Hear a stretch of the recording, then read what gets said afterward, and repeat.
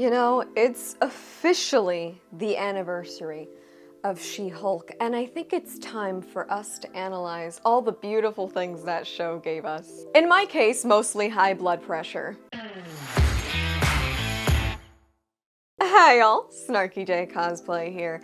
Just this time 2 years ago, She-Hulk premiered on Disney+.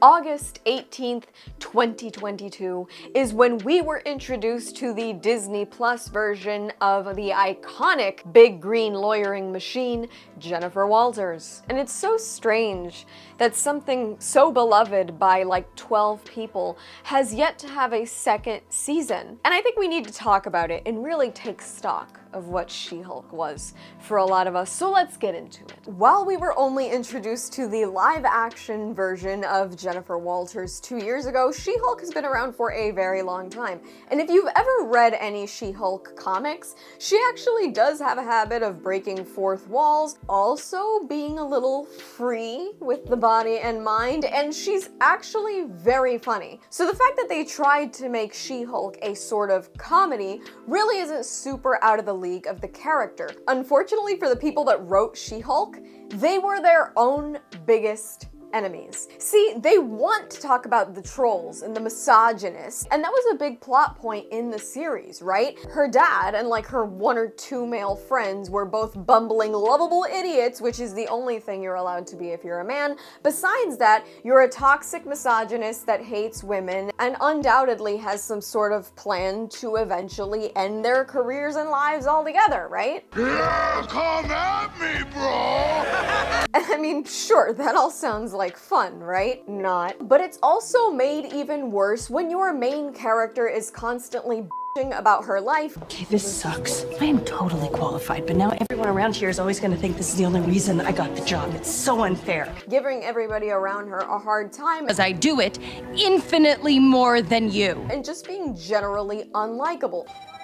Yeah, obviously this is the one time I didn't want to show up as just Jen. And this is coming from somebody who likes tough bitches because I kind of have a reputation for being one. But I just saw this on Twitter the other day and it actually inspired me to make this video. It's not just the fact that it is the 2-year anniversary of She-Hulk, but I saw this post. And essentially it highlights this conversation between Bruce Banner and Jennifer Walters as her sort of moment of promoting women's mental health. And this Twitter user essentially claims that had Deadpool had any moments talking about men's mental health in this way, people would have eaten it up, but because Jennifer Walters did it from a woman's perspective, it was a problem. And if you listen to this scene again... I know I've been pushing you through a lot, but being a superhero is a trial by fire. Which is why we have to make sure of your ability to tolerate the stress and regulate your emotions, especially your anger. I do it all the time. When I'm catcalled in the street, I do it pretty much every day because if I don't, I will get called emotional or difficult or might just literally get murdered. I'm an expert at controlling my anger because I do it infinitely more than you. The fundamental issue with She-Hulk is that they wrote a character who was perfect at everything and also didn't want to hear anybody's alternate perspective. See, we know historically that Bruce Banner is a tortured character, perhaps one of the most tragic in the entire Marvel universe, and in the Marvel Cinematic Universe, his first true appearance, right, the first time we saw Mark Ruffalo as Bruce Banner, he literally admitted to trying to commit suicide just to avoid being the Hulk. In case you needed to kill me, but you can't. I know, I tried. I got low. I didn't see an end, so I put a bullet in my mouth and the other guy spit it out. And yet Jennifer Walters takes a bonding teaching moment between her and her cousin to say, well, you know what? You might have had it difficult, but I get catcalled at work, and if I don't behave accordingly, people call me a bitch. There is a time and place for that conversation, but it's not for making yourself look like the victim in the situation. I mean, honestly, your entire point of victimization is, I get catcalled and people call me a bitch sometimes. Are we for real? This guy tried to kill himself and like has lost everything he's ever had. And this is the hill you choose to die on. They literally made her impossible to like because she's constantly about things that seem really trivial for no reason. Everybody around her is the problem, when at the end of the day, the writer's writing gen made her the biggest problem. And the show was not some victory for women either. Notice Jennifer Walters is constantly either throwing herself a pity party, looking for attention, or scrolling through Tinder and complaining about her love life. Is there anything more depressing than dating in your 30s? And all the women around her are catty, petty, toxic, jealous, or just downright stupid. Where's the feminism in making every woman a toxic trait often stereotypically associated with women? And besides that, we also have the entire point that Jessica Gao, with this show, the writer of the show, set out to troll the trolls. And I think that we see that a lot, especially now with certain types of comedy, political commentary, and all kinds of things in the modern age.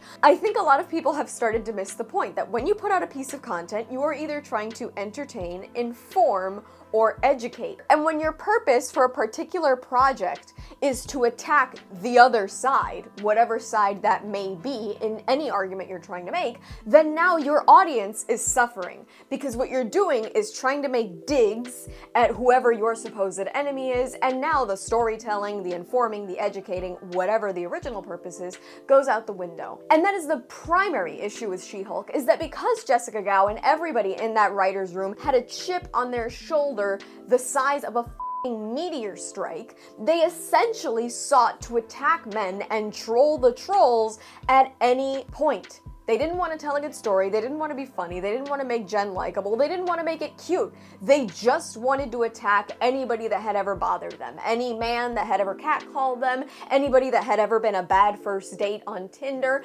anybody that had ever said, this character doesn't need to be female. They essentially just sought to piss a lot of people off. And I think what they realized is that trying to villainize and alienate an entire group doesn't work. I'm not a man, but some of my favorite people on the planet are men, and to see this kind of behavior was just stupid. And as a woman, seeing women behave the way every woman in this show behaved, I didn't feel inspired. I actually kind of felt attacked. And so despite people trying to compare Jennifer Walters' fourth wall breaking to everything Ryan Reynolds has ever done in Deadpool, it's just not the same. All the Deadpool films don't work because it's a man. They work because they actually seek to make people laugh, and the whole purpose is entertainment. There's never any messaging behind it. It's just meant to be a good time. And the entire time She-Hulk was going on, it was basically a, you're wrong about this, you're wrong about that, you suck, go f